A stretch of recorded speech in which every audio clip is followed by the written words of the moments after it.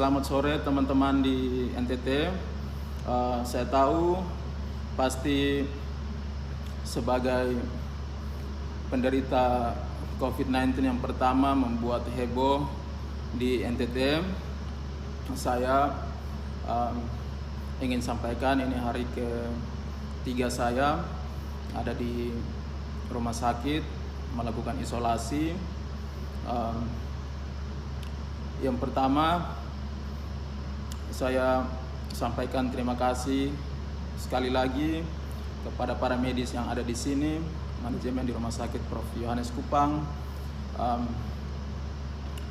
Dari pelayanannya saja di dalam sini sudah membuat saya cukup semangat. Saya tahu bahwa tidak mudah untuk mereka mengenakan alat-alat APD itu, bahkan ada yang sudah sampai, walaupun saya baru 3 hari di sini, tapi sudah sampai terkelupas kulit di wajah. Saya sangat memberikan penghargaan, apresiasi, terima kasih banyak-banyak. Saya tidak bisa membalas, para medis luar biasa. Dan saya pada kesempatan ini saya ingin juga untuk menyampaikan beberapa hal, yaitu menyangkut berita-berita atau isu-isu yang beredar sampai detik ini. Teman-teman, bapak mama, kakak adik, saya melihat bahwa banyak sekali informasi yang tidak sampai. Saya maklumi itu karena ini hanya penyampaian sepihak dan melalui media sosial, melalui YouTube. Saya diingatkan dari kemarin oleh senior, teman-teman, keluarga untuk tidak membuka Facebook karena lagi heboh di luar, dan saya ikuti itu. Saya berkomunikasi dengan beberapa orang dekat, keluarga, untuk memastikan mereka sehat. Tetapi saya baru membuka, coba untuk melihat Facebook. Ternyata memang sudah sangat luar biasa perkembangan informasi di luar. Dan pada saat ini saya ingin mengklarifikasi tentang foto-foto yang ada di akun Facebook saya. Nah, untuk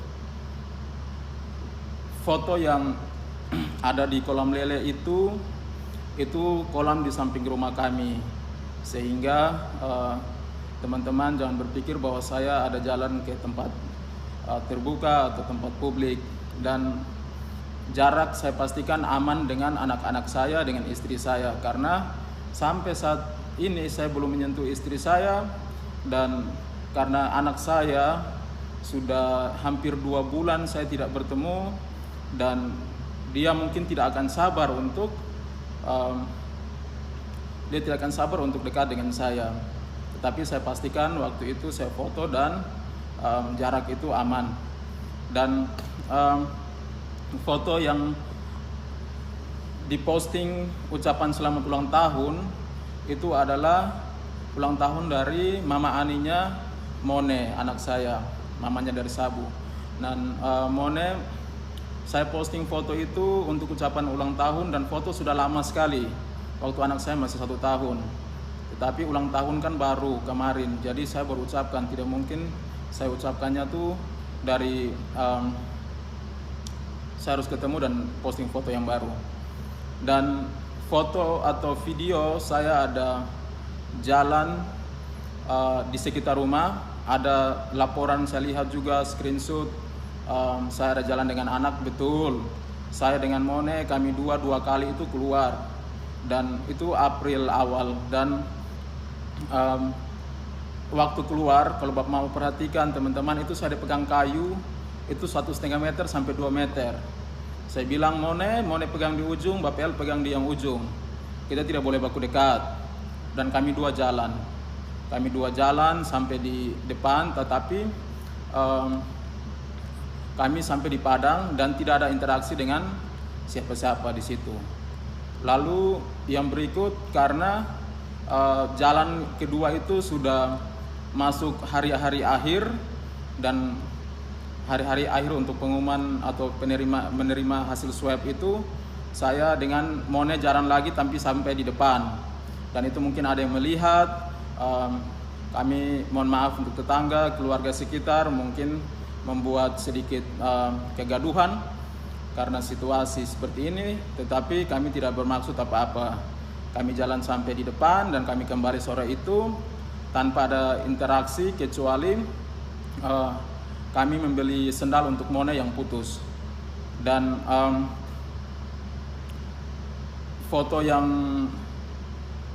berikut tentang saya ada merayakan ulang tahun dengan teman, tetapi bukan yang pertama tadi, dengan adik laki-laki tentara, adik Dodi. Dan itu saya ambil tanggal 9, beberapa menit sebelum saya ambil hasil swab. Karena seperti alasan di video pertama saya sudah merasa bahwa saya sehat, sehingga saya jalan dan saya tidak pakai masker. Waktu itu saya tidak pakai masker karena habis minum dan langsung kita berdiri minta foto. Tetapi turun pakai cuci tangan semua kami lakukan. Kalau memang ada hal-hal yang bertentangan dengan informasi saya di yang awal, mohon dilihat kembali. Selanjutnya, saya sore ini sebenarnya merasa drop secara mental karena saya melihat begitu banyak di Facebook, di WA saya itu banyak dukungan sekali, teman-teman, sahabat, keluarga luar biasa. Saya baru tahu bahwa saya begitu disayangi, saya begitu disupport. Terima kasih banyak. Dan saya seharusnya baik-baik saja sampai tadi pagi. Saya masih telepon, merasa aman, menghubungi teman-teman dekat. Tetapi pagi istri kontak di saya bahwa Oma di rumah, dia ditelepon oleh ketua RT, marah-marah.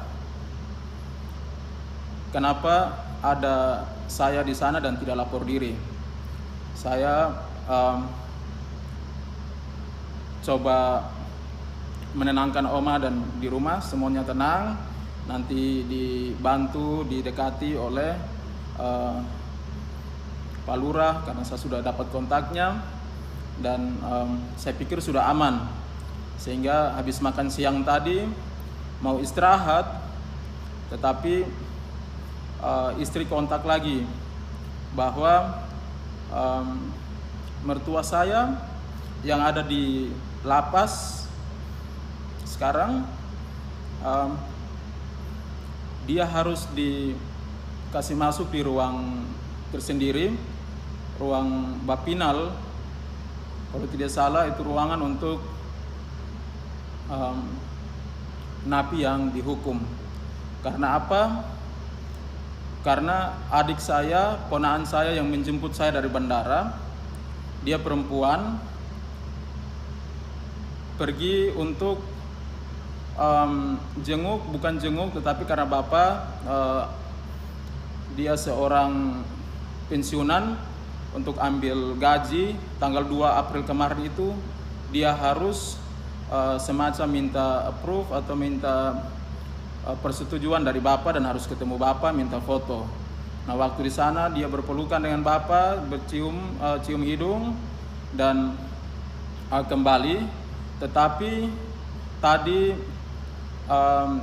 saya tidak tahu, istri saya sampai sekarang sudah hampir mau 1 jam ini, Oma menangis. Oma menangis karena ada telepon dari lapas, katanya dari kepala lapas Kupang, bahwa Oma dimarah-marah. Dan saya sebenarnya tidak bisa tahan lagi karena ini sudah cukup membuat mental kami,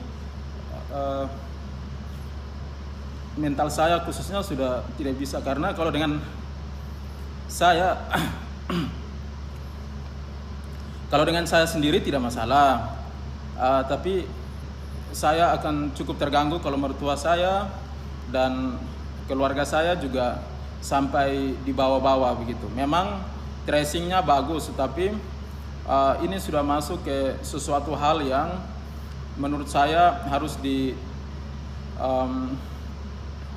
dilihat kembali, karena mertua saya ditempatkan di ruangan khusus dan sepengetahuan kami ruangan itu akan diberikan kepada napi yang dihukum, napi yang sudah di dalam dan dihukum, dan juga dilarang untuk berkomunikasi selama 14 hari ke depan. Saya mohon melalui video ini ada yang bisa meneruskan, tolong ditindak atau dilihat lagi apakah memungkinkan untuk walaupun ditahan di ruangan hukuman di dalam, ini salah saya karena saya harus pergi ke Jakarta dan mengikuti kegiatan yang menurut saya bermanfaat bukan untuk saya saja, tetapi saya membawa virus ini, saya terpapar di sana kemungkinan besar, dan ini dampaknya sampai di mertua saya. Cukup saya sudah kehilangan bapak saya, jangan sampai mertua saya juga merasa menjadi susah karena kehadiran saya di Kupang. Dan mohon bapak bisa menelpon mama, oma, opa bisa telepon oma nanti, dan oma tidak begitu stres karena sampai sekarang oma masih menangis karena dia berpikir yang pertama dia dihukum, bapak dihukum, opa dihukum, yang kedua dia tidak bisa kontak. Saya masih lebih baik karena ada di dalam isolasi tapi masih bisa berkomunikasi, sedangkan opa sudah tidak bisa berkomunikasi dengan oma. Untuk itu kalau memang informasi ini tadi telepon dari pihak lapas, tolong titip lihat opa. Kami mendoakan semoga opa di sana sehat-sehat, terlebih oma karena di rumah cuma oma, mama, adik ponaan dengan anak saya yang masih kecil 2 orang. Tolong supaya oma di rumah tidak drop, saya minta tolong. Lalu yang berikut saya juga ingin menyampaikan bahwa selama di luar saya memang keluar untuk hal-hal yang penting. Saya tidak asal jalan kemana-mana, kemanapun saya jalan saya mencuci tangan, hand sanitizer saya bawa, dan saya cukup bersyukur orang terakhir yang ketemu saya Dodi Blegur bersama 3 teman. Mereka sebenarnya konsultasi kalau adik Dodi ini dia mau kuliah lagi keluar. Dia tentara, tetapi dia sudah kontak lama untuk mau bertemu dan bercerita. Sehingga karena saya merasa aman, saya ketemu dengan dia dan terjadilah kontak. Tetapi puji Tuhan hasil rapid testnya dia negatif. Padahal HP-nya itu saya pegang karena dia tunjukkan foto. Terus kami di mobil itu sama-sama, tetapi ternyata dia negatif, 3 teman juga, dan sementara diisolasi di rumah sakit Nebonat. Itu adik Dodi. Lalu puji Tuhan juga saya sangat bersyukur untuk itu. Saya sangat bersyukur karena istri dan adik kemarin sudah ikut rapid test dan hasilnya mereka dinyatakan non-reaktif.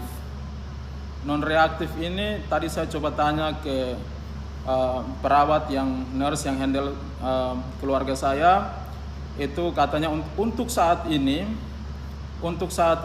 memang tidak ada reaksi apa-apa di imun tubuh, atau saya kurang paham tadi, tetapi hasilnya non-reaktif, yang mana belum menunjukkan gejala-gejala. Saya tetap berdoa supaya ke depan hasilnya tetap negatif, karena sekarang negatif. Istri dengan adik ponaan yang jemput saya yang ke lapas tadi itu semua negatif, dan saya doakan dan mohon doa semua, bapak mama, kakak adik, mereka tetap negatif dan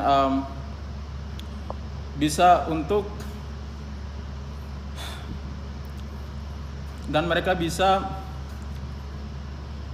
mensupport saya, karena yang positif di sini sampai saat ini saya. Dan saya memang secara fisik pulih, tetapi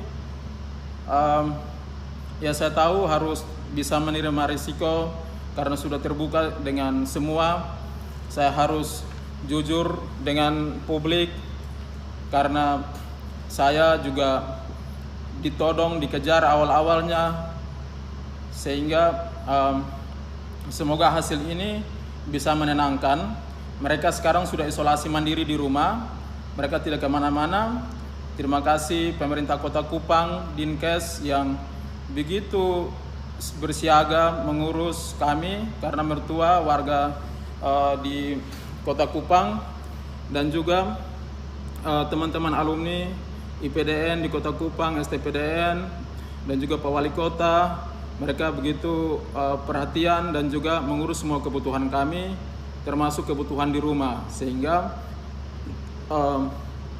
mereka dipastikan akan tinggal di rumah untuk 14 hari ke depan lagi. Tetapi sekali lagi saya mau sampaikan bahwa hasil mereka pun puji Tuhan non reaktif, atau saya mau bilang negatif, saya takut, tetapi non reaktif untuk saat ini. Mohon doanya. Dan saya ingin sampaikan kepada teman-teman yang bully, mohon pengertiannya. Saya sebenarnya tidak masalah, saya sudah terbiasa dengan hal-hal yang seperti itu. Saya dulu dibully, masih kecil, saya tinggal di sawah, SD itu habisnya di sawah, tinggalnya di sawah. Kami tidak pintar bergaul, karena bergaulnya itu ada di sawah dengan bedeng dan lumpur.